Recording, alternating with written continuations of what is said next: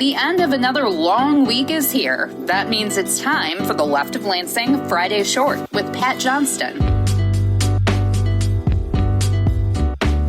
Here's the Friday Short for January 9th of 2026. In this week's episode of Michigan's premier progressive podcast, Michigan Progressive State Representative Emily Devendorf said the following after I asked if cruelty is the ultimate point for the MAGA Republican Party. Cruelty is certainly an acceptable strategy, an acceptable means to an end for the Republican Party at this point, at every level of government. Whether it's the attack on and the shaming around empathy, why should we care about other people? And the fact that that's even a question to the increased misogyny, to trying to shift women out of the workplace and disappear our neighbors off the street with efforts by ICE, and the enabling of all these things at different levels of government, even if it's the federal government that is empowering all these things and executing these things, the enabling that is done at every point in government, this all has to do with power. Cruelty and dismissing or deriding or shaming empathy is one of the main planks for the MAGA Republican Party in its goal of obtaining complete power.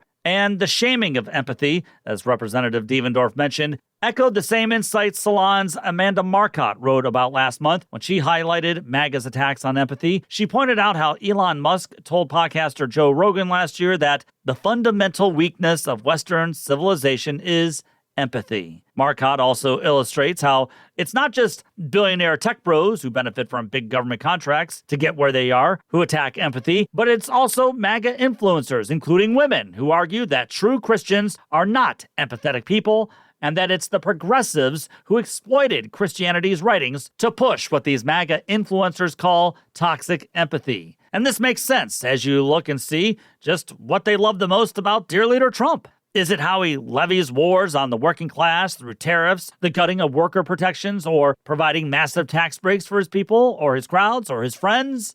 Maybe it is for some, but I'm guessing not for most. I think what they admire the most about dear leader is his lack of empathy for anything or anybody. It's why they laughed and celebrated when he mocked the deaths of Rob and Michelle Reiner last month. It's why they love that he gleefully stands arm in arm with Netanyahu while Israel continues killing Palestinians during this so-called ceasefire. It's why they loved how he gaslit and mocked the death of Renee Good, the 37-year-old mother of three who was shot and killed in cold blood in Minneapolis by dear leader's ICE Gestapo. Now, I don't need to share the plethora of hateful, anti-American, pro-authoritarian federal government, white Christian nationalist hate speech surrounding the killing of an American citizen by the ICE Gestapo.